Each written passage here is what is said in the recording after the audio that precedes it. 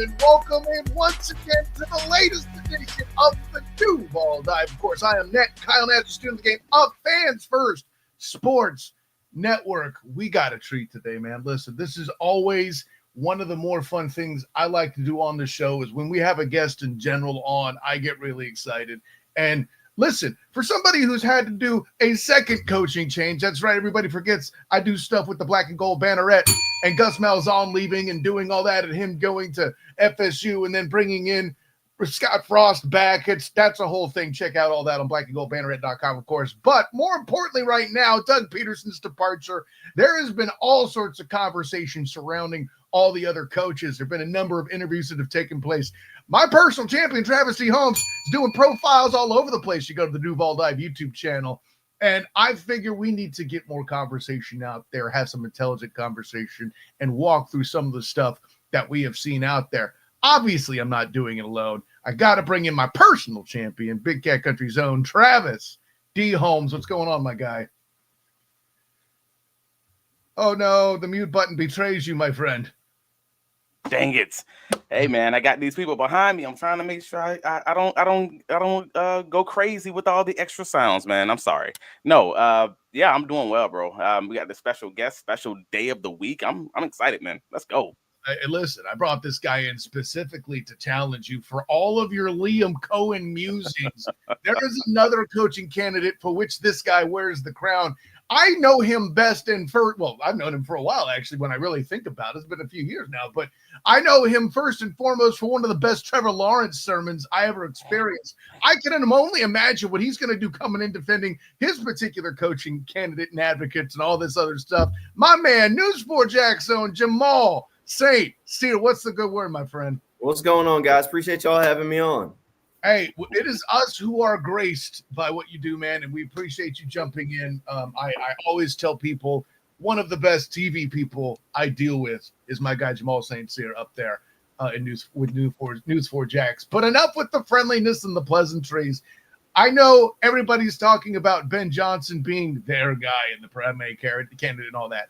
And we talked on Wednesday about I'm not sure that that's the guy they're actually going to land because he is the coveted particular candidate out there. It's kind of like a Star Wars re-release movie and everybody else at the movie theater. It kind of had that feeling that he's that far ahead of everybody else, air quotes. But two others that are talked about heavily is Liam Cohen, which my dude Travis D. Holmes has talked about plenty. And then there's plenty of people out there amongst the Duval devout who are all about former Jaguar.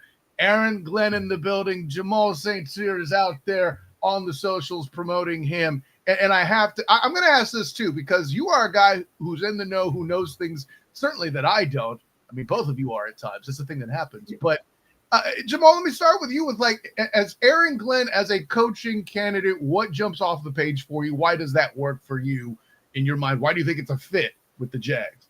Look, so here's the thing, right? I mean, at one point in, I guess, covering this team, I start to change my perspective on things because you just watch how stuff works, right? Mm-hmm. The last time when they were looking for Doug Peterson, I was all aboard the go get the young play caller, get that guy train. And I was like, you got to get the guy that is going to call the plays. And then I kind of started to think about it a little bit more, and I've kind of grown a little bit from there. And now I feel like the Jaguars just need a standard. I remember I was talking to Tank Bigsby in the locker room as they were cleaning stuff out, and that's one of the things he said. He said, "Look, we need a standard. We got to set a tone. We need to be able to flush stuff and be held accountable." And I said, "Okay." So this is coming from one of the guys who's really been, a leader in that locker room this year. And then some of the other guys, you ask them, well, what kind of leader do you want? And many of them said, look, we want a young, relatable coach in different kinds of words. Some of them called it the NIL era things, someone who can understand them. And I said, all right, so who's this coach that is going to be able to check these boxes and get these guys to want to run through a wall for them? And when you start looking around the league and say, all right, who are the coaches that have had longevity, the most success, and have been able to get guys to run through the wall for them? There's a handful of offensive guys that have done it for one reason or another, but many of them have different personality traits. that are able to push guys. And Aaron Glenn has those personality traits. Like if you go and listen, and I've gone back and listened to Aaron Glenn talk, but listen to the just Lions folks talk about him. His players rave about him, wanting to run through a brick wall for the guy. I mean, flat out, they rave about his leadership. He's our guy. He set the standard. He does the things that has earned those guys respect because he comes in and he's himself. And if the Jaguars want to set a tone and have some level of consistency, like, for instance, like people are complaining in Pittsburgh right now because all they do is win 10 games, get to the playoffs, and go home. Right. I guarantee you, Jaguars fans right now, you'll sign up for that. But if players are signing up to want to go play for Mike Tomlin, same thing. I get similar vibes from Aaron Glenn. He gives me that leader type vibe that he's the guy that is going to be able to relate to these guys, set a standard of excellence, not only because he's a former player that's been there and done that, but because he understands how to communicate and actually cares about his players and is going to say the things that and be able to communicate them in a way that they understand. Look, I think that's what pulls me into Aaron Glenn is that guy.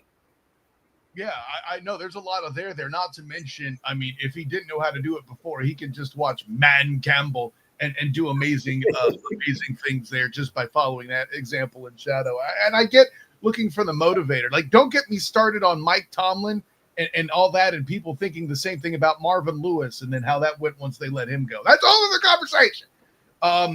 But the motivational and the culture setting guy is an argument that's been out there too. I think Travis and I have talked about it. T. Wiggs on Locked On Jaguars, a friend of the show as well, has talked about that. There's definitely some there. I'll grant Aaron Glenn. What was it? I heard him talking about how I'm a coach, but I just happen to be coaching defense. But it's like he was almost like openly campaigning as well. I got Robert in the comments hearing what you're preaching to. All that. Look, he knows what the knock on him is going to be. I mean, that's the first thing that everybody's going to say is when you look at these defensive guys, all right, well, who's the offensive coordinator going to be? I say the same thing about an offensive guy. Well, who's his defensive coordinator going to be? Because if the defense stinks, I mean, yeah, if it's a shootout, you lose 45-40, ain't nobody really crying, but you still lost.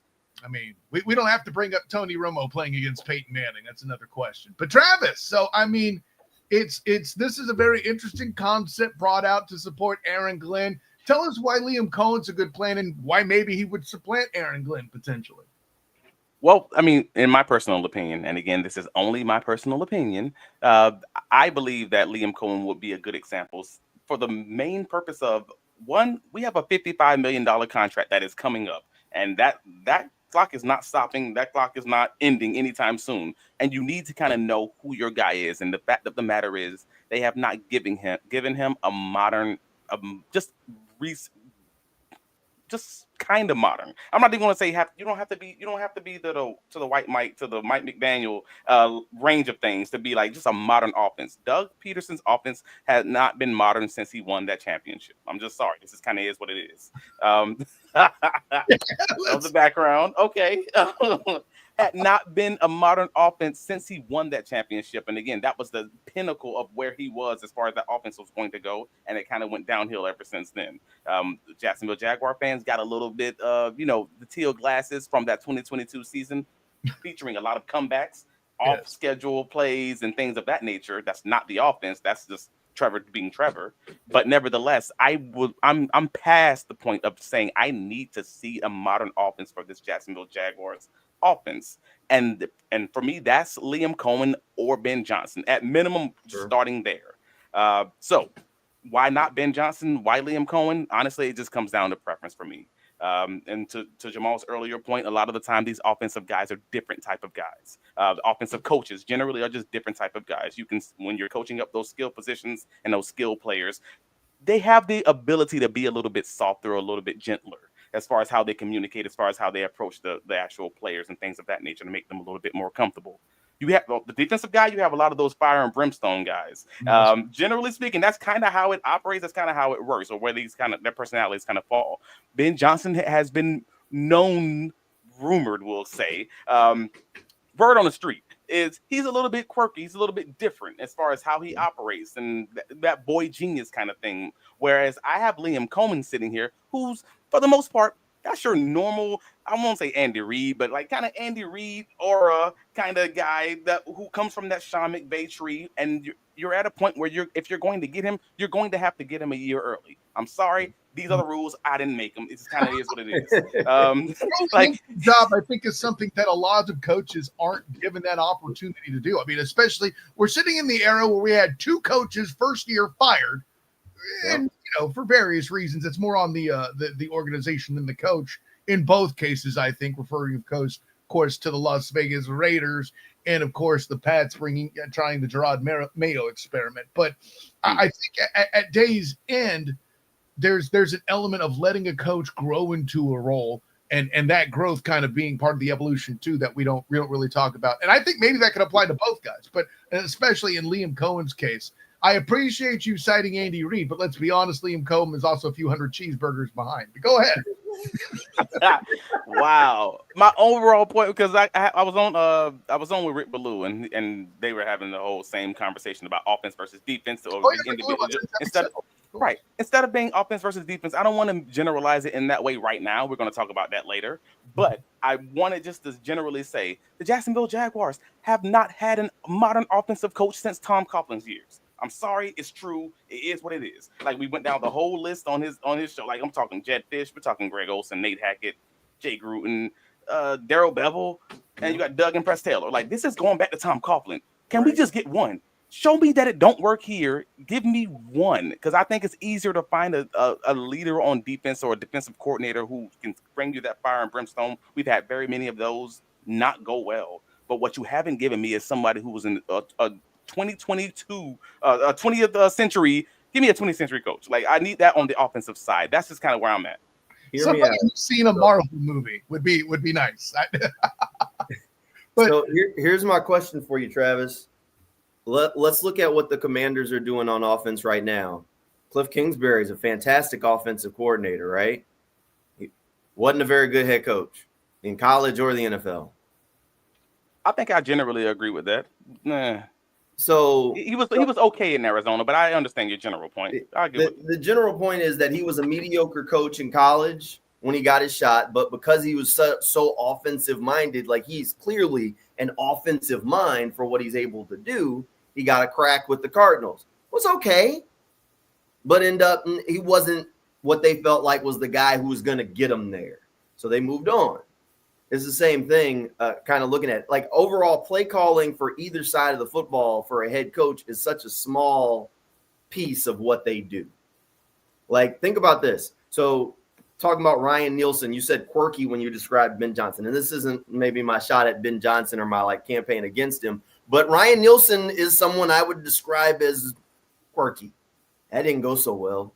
He didn't earn the trust of the locker room. The attack hats didn't like band the band together and say we're gonna ride at dawn with our hats on. Like it didn't work.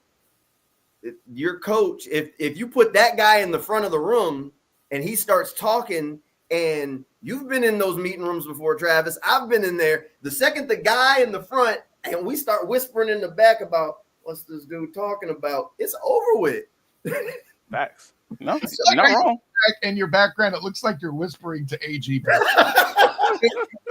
Travis, I'm sorry I interrupted you. No, right. For those listening on the pod, check out the YouTube version. You will see what we're talking about. Jamal has Aaron Glenn as his background, laying out like he's in the living room on the couch recruiting him, and they whispering to each other. It was a great look. I'm not going to. Go ahead, Travis. I mean, if the retort is, looking like the guy in front of the room, you have to admit inherently Aaron Glenn has an advantage. But if a nerd like Mike McDaniel can command a locker room the way he does and the dysfunction that it was when he came in, it shows belief in possibility. I think that's where you would take it next if you were to address that with Liam Cohen, right? I mean, for the most part, yes and no, because I actually don't view Mike McDaniel as a success story. I want to be honest, and I don't view that as a success story. I feel like that he took over an organization that was already in dysfunction from the ownership level, but the Brian Flores situation was he's too hard on us, and now we're a little bit softer and more comfortable. And I think the Jacksonville Jaguars right now, to Jamal's point, is way too comfortable, and it has been way too comfortable for a very long time. Whether you're talking about the Gus Bradley years or whatever, like that has been a consistent thing. So if they were to hire Aaron Glenn, who is in my top 3 candidates, I just want to make sure I make that clear. If they hired him, I would be ecstatic. But my first question is absolutely going to be, all right, now who's this offensive coordinator? And please tell me it's somebody that's going to push this envelope. Because if it's not, I got questions, I got problems. Look, and that's that's going to be a question that you ask for any of the defensive candidates is who's going to be your offensive coordinator? Like if you hired Brian Flores, since you just mentioned him, that's going to be the same question. Because at the end of the day, somebody's got to call the plays and say, okay, how are you going to get Trevor Lawrence to be the best that he can be? Now, the one thing that makes me feel decent about Aaron Glenn being able to find that is the places where he's worked. So the staffs that he's going to go to pull from, because he's either going to pull from somebody in that Detroit staff where he's been. Mm-hmm. I mean, everybody's kind of connected Mark Brunell to Ben Johnson. Same thing could be said about Aaron Glenn. If that'll translate to get Brunell in the building and with that satisfy the need. I think Mark would want to be in Jacksonville. Like, I don't think he's going to be said, oh, well, I only want to work with Ben. I think Mark's going to want to be in Jacksonville.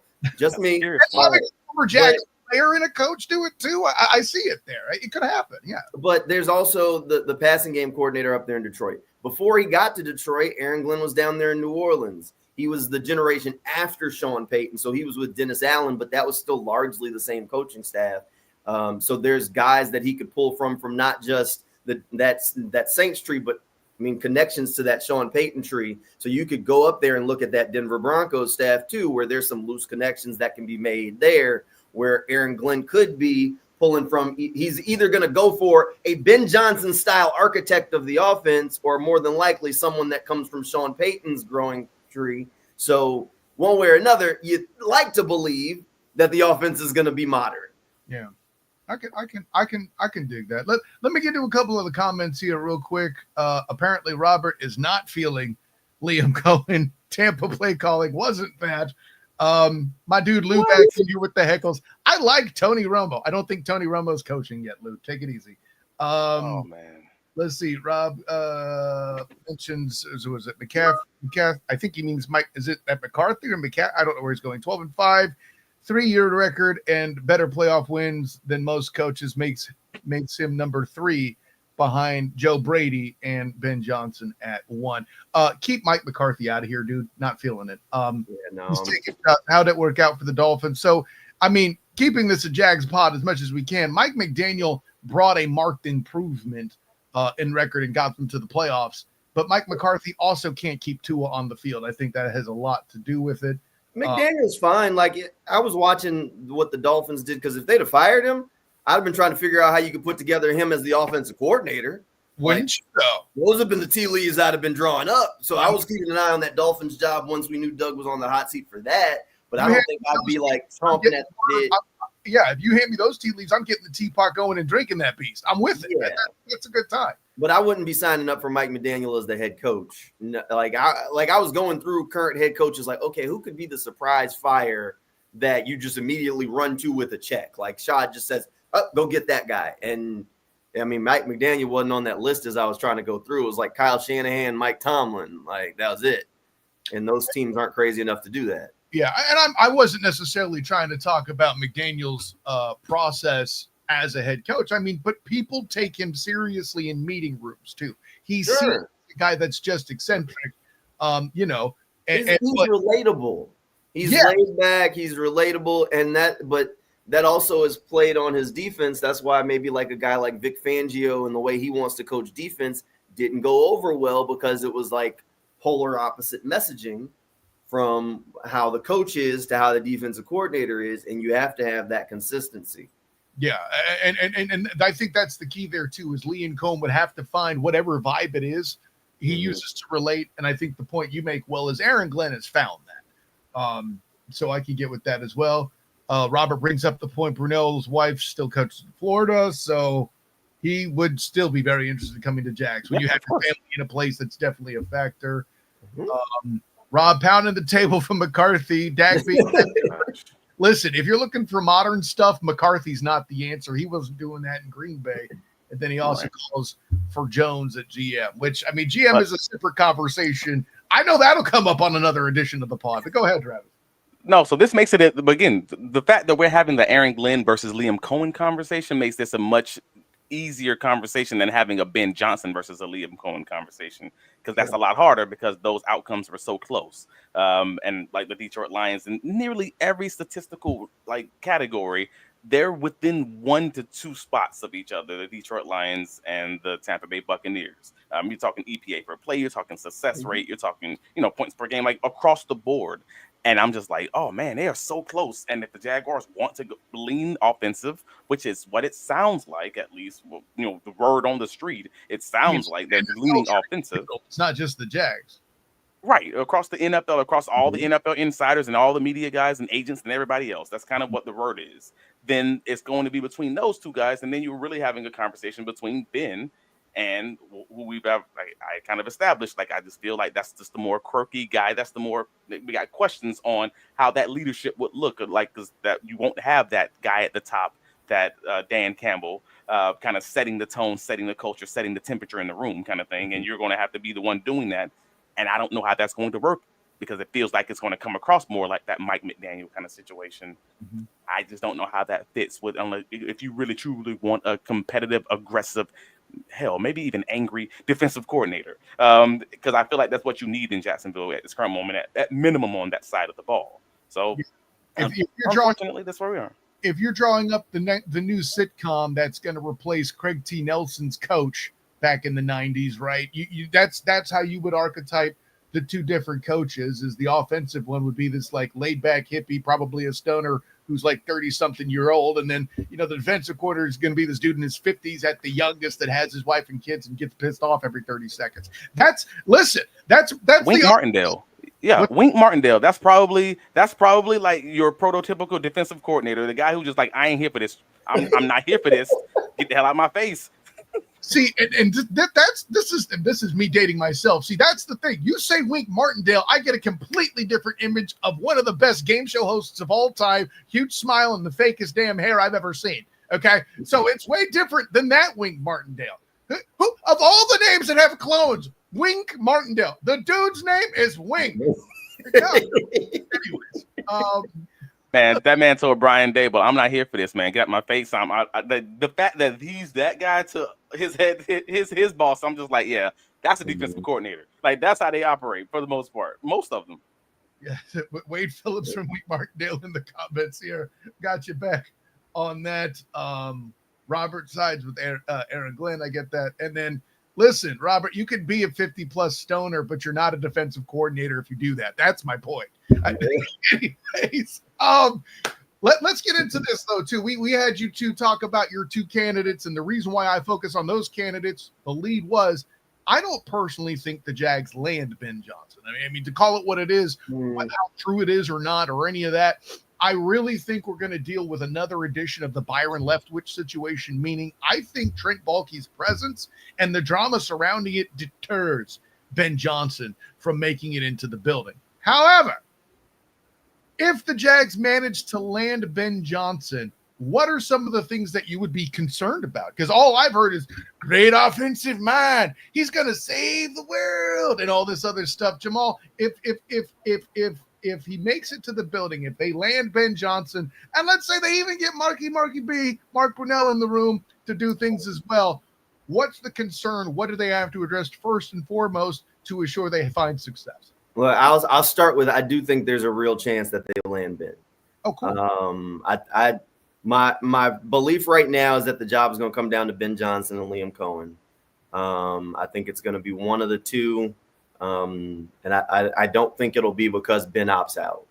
I think it'll be because if they land Liam, it's because for whatever reason they chose Liam, whether it's Shad because he wants to stick, Liam's okay with sticking with Trent and he doesn't want to ultimately move on, whatever that decision lands on. We'll see. The next round of interviews should start here soon. I think the other play is going to be how long the Lions go. And I just have a feeling that this team gets a little antsy if the Lions make a little bit of a run and they got to keep waiting until that gap week to talk to Ben in person. So But let me say this: as somebody who predicted the Lions to make it to the Super Bowl on the Student of the Game podcast, I think that's a legitimate concern. Is the timeout that's going there, because we're looking at what, 3 weeks before he's done then. So yeah, it's a good point you bring up. Go ahead. they couldn't talk to him in person until the gap week between the Super Bowl. Yeah. As opposed to they'll have already had the opportunity to interview Liam Cohen in person long before then, and any of their other candidates that are done. So, I mean, that's a possibility of maybe you've talked to Joe Brady in person. I mean, so I think there'll be a lot of moving pieces already there. So that's my one caveat. But as far as like negatives when it comes to Ben, look, I think you have to ask the question of who his defensive coordinator is going to be and how is he going to set the tone for a team. Because ultimately, while yes, you know, we talk about Andy Reid as a play caller, Andy Reid as a culture setter is what has been able to enable him as the guy who brought success to Philadelphia and then carried it right into Kansas City. Sean Payton, fantastic coach for the Saints. Part of the reason why he's also a fantastic coach in Denver is because he understands people, and all of those guys want to play for him. Like the things those guys talk about that Sean Payton does as a motivator that he doesn't do necessarily in public, from, you know, burying old division championships to all these things behind, leaving stuff in the locker room, those old Parcellisms that he still does that still work, is Sean Payton, the culture setter. I mean, so I think that's the biggest thing, is what kind of culture setter, what type of tone setter can Ben Johnson be? Because ultimately play calling is only something you do every Sunday during the regular season. Culture is something you work on year damn round, from the player, deciding the players that have the right personalities as you go through the draft process and free agent process that you want to bring in, to those offseason workouts, to training camp. All of that is about setting the tone and the energy around that team. So I think that's the biggest question mark for Ben, because like ultimately, like, while players have talked nicely about Ben, I just haven't found many of them like raving about, like, man, Ben's that leader that I can't imagine Detroit without Ben Johnson. I mean, I was listening to Amon-Ra St. Brown on his podcast, and they were talking about Ben leaving, and he told his brother, he was like, players not plays, bro. Like, that's his immediate response to his offensive coordinator possibly getting a head coaching job. Like, to me, that's not the biggest cosign. I feel like that's more of the reality of where they see this guy compared to like the, oh man, if Ben leave, we gonna be up a creek with no paddle, you know? Like, so that's my concern. Let me. I will. Can I echo that? Go ahead, I'm literally I'm over here in church right now, clapping when you're talking on mute to make sure I'm not killing the pod. But no, you saying it. Everything that you're saying right now is exactly what I'm like. That's it. You haven't heard people that seem to be necessarily down on Ben leaving, because it feels like, and from a former college football player, it just feels like they view him as the guy in the lab working, but not the guy leading them actually on the. He ain't the guy leading them in war. He's the guy. He's the tinkerer that makes the bombs on the side. You know, if that make any sense. You know what I mean? Like, that's where I'm like, But most of those players, I've seen players. I mean, at least you see Baker Mayfield, who spent time with the Rams with Liam, at least championing for him, and like, no, he's this guy. Like, he's that guy. You've seen Mike Evans champion Liam. Like, from that perspective, I'm like, okay, I see how they at least view him.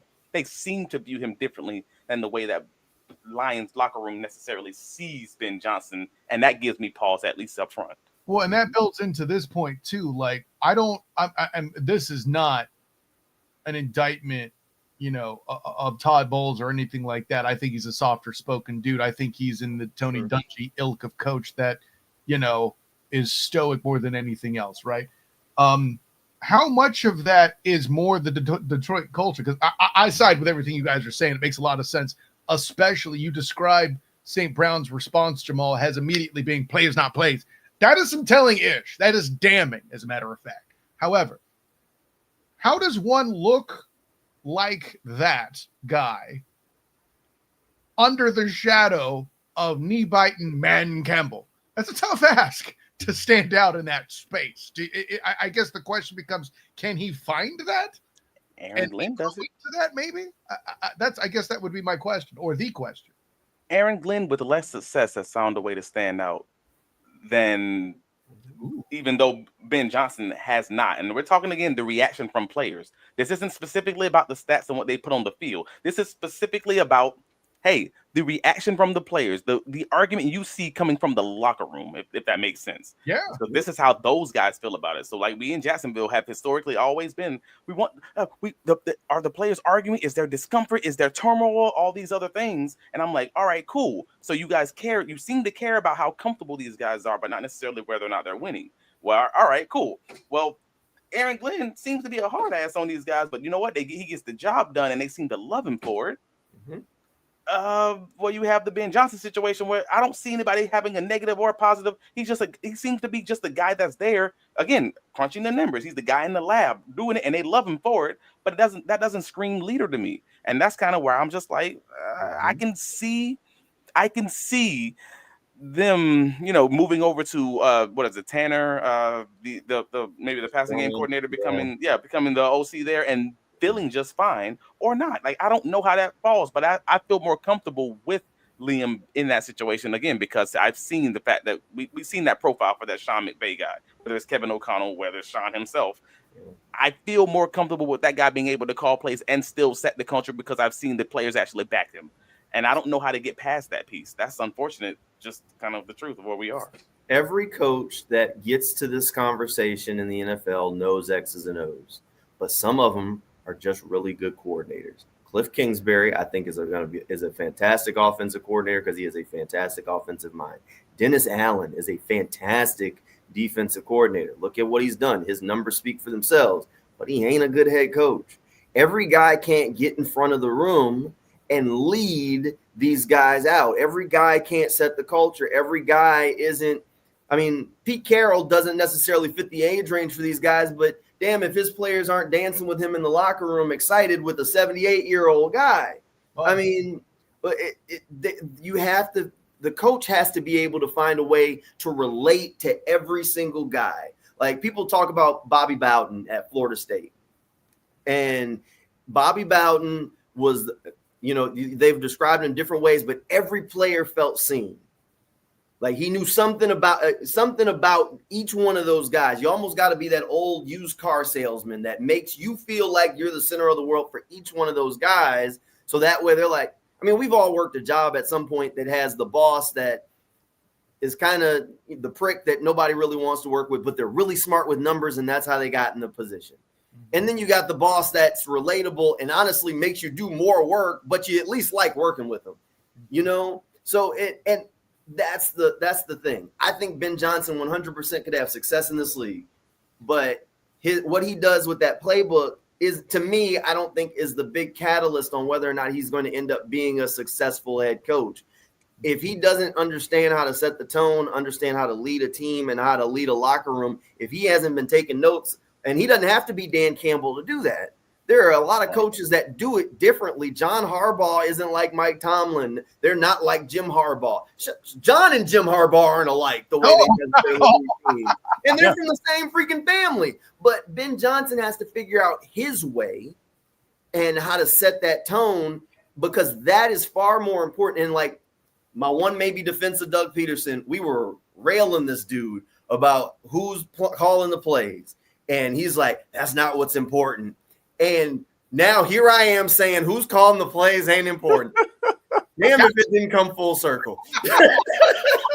Right, because the players are important, obviously. Like, and if one of these coaches are able to get their own guy, their own personnel guy, in whatever role that's going to be, that makes more of a difference. And I've said this for years. I said this back when I said Byron Leftwich and him bringing in his own general manager probably would have been better than Doug with Trent. I said that then, and I still stand by it today, even if Byron Leftwich is not an NFL head coach, just because I feel like the general manager holds so much more weight and can go over multiple coaching staffs and can put his. This team has been built up in the vision and in the view of Trent Baalke, with the help of Doug Peterson and the defensive staff. But in my head, I'm like, no, you still have those limitations on arm length and athleticism and hand size and all these other things.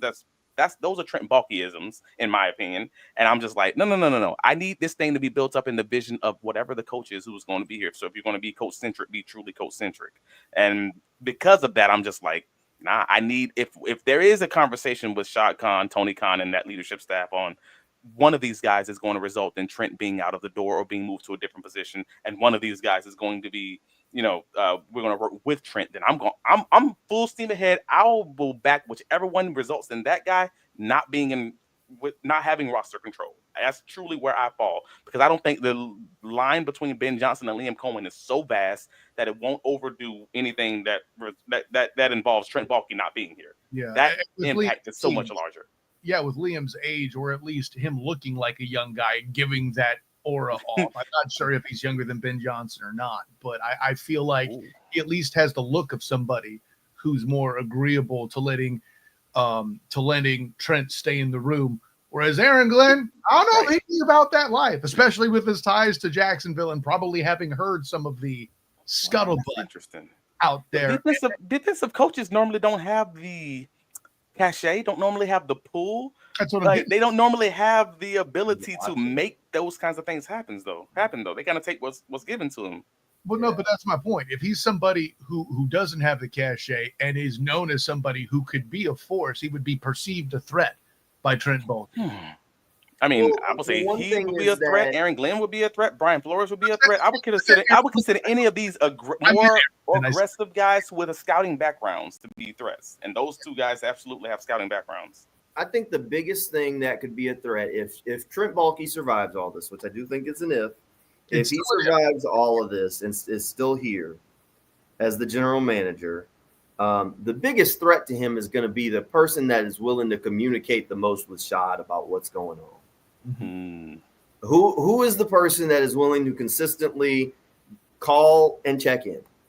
Hey, how's it going? Just wanted to check in. Hey, this is what's happening down. Who is going to be that person? Not the like I'm more of the just leave me alone and let me do my job person. So I 100% get that guy.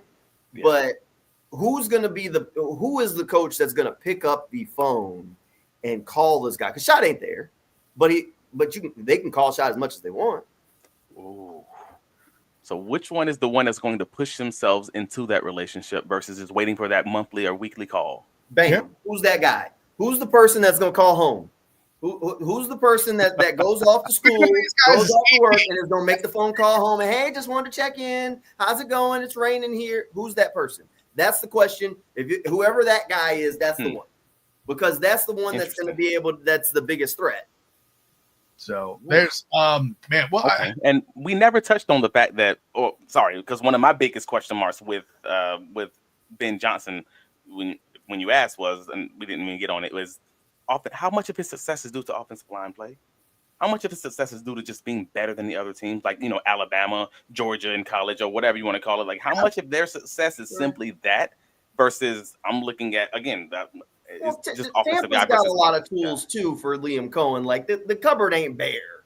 The cupboard's not bare, but he spent 10 games without Chris Godwin. He spent 3 games without his tight end. He spent 3 games without Mike Evans, and still was marginally this much under what the Detroit Lions did with minimal injuries, other than one of the running backs. How many injuries did they have on their offensive line this year? Who did? Tampa? Yeah, the interior offensive line was not even great. Their right guard was bad. Their center was bad in run game. He was good in pass. That was it. Like, people talk about their offensive line like they're Detroit, and I'm like, that's not. They got some guys on that line. Yeah, they got a good tackle, a reasonable tackle, and 1 left guard. All right, I'll give you that. That's the interior is still a problem. When we've seen that with Luke Fortner in Jacksonville. It ain't Luke Fortner bad. Like, look, all right, it's Mitch Morris. All right. It wasn't Mitch Morris bad. It wasn't Luke Fortner bad. It wasn't that bad. He didn't look up and the guy was 5 yards the other direction. Like, all right. It was just great and surf bad. I think that's all. Anyways, listen, this is one of those. There's one last question I'm going to bring in, and then we're going to take the rest of it to the podcast space only, because this has been an awesome conversation. Angelo asked something in the comments that I think the public at large should at least be made more aware of. The question asked directly: who's doing the hiring, Trent or Khan? Now, the way I would answer this, and you guys can correct me, it's Shad Khan that's making the hire, but Trent has input. Is that a good way to put it? Yeah. Sure. Yeah. Trent's still this guy. Yeah. So, for now. That's a good way to put it. I mean, Shad's in the same spot where he was when he hired Doug. He said the same thing, that if a candidate came in and could present him a point as to why moving on from Trent was the right thing to do, he would listen. How hard is it to move him off of that is the ultimate question. But this is the second time he said it. He said he wants to build a coach-centric model, which means that the coach is supposed to be here and the GM is here. Yes. Continued shouts to the great Mia O'Brien for landing that question in such graceful fashion to get that answer. Circling back to that question the third or fourth time to finally get a clear answer. I appreciate that. But at any rate, gentlemen, this was a great exchange. There's more to come on the podcast edition of this. We're going to go overtime here. We're already at 40 minutes. Thank you to the podcasters. Thank you to Jamal St. Cyr for jumping in and participating in this circus. That was a great time. I'm glad you brought up Pete Carroll, man, because I'm going to say this to you. One of my first video interview was with Richard Sherman. Was it really? I asked him the question, would you say Pete Carroll has a support group for guys with chips on their shoulders? And I got a 100% sign off from Richard Sherman on that. So that speaks to your Pete Carroll point. I wanted to get that in there on why that was a good drop. So, but yeah, Jamal, tell the world where you can be found, my friend. Hey, I'm on social media. If you search JSTCYR, you can follow me wherever. And I'm over on News for Jax. We always got some Jaguars coverage rolling. Whenever the head coach news does drop, we'll be on air. When the draft rolls around, we do a 2-hour show from over at the watch party, and we'll have plenty of coverage and some local stuff around Jacksonville. Yeah, we're going to come back to you to talk some draft stuff too. Make that a tradition. Once you do something more than 1 year, it's a tradition, right? Yeah, it's a tradition. Yeah. Travis Holmes, excuse me, Travis D. Holmes. Tell the world where you can be found. You can find me on all the socials, Travis D. Holmes, Blue Sky, Twitter, X, whatever the next thing is going to be after TikTok is dead and gone, whatever. You can find my writings covering the Jaguars, BigCatCountry.com. That is where we are following along with the coaching profile, which is, the profile series, which is nearly done. We have Patrick Graham coming out tomorrow, and this morning we just released the Brian Flores one, so take a look at that.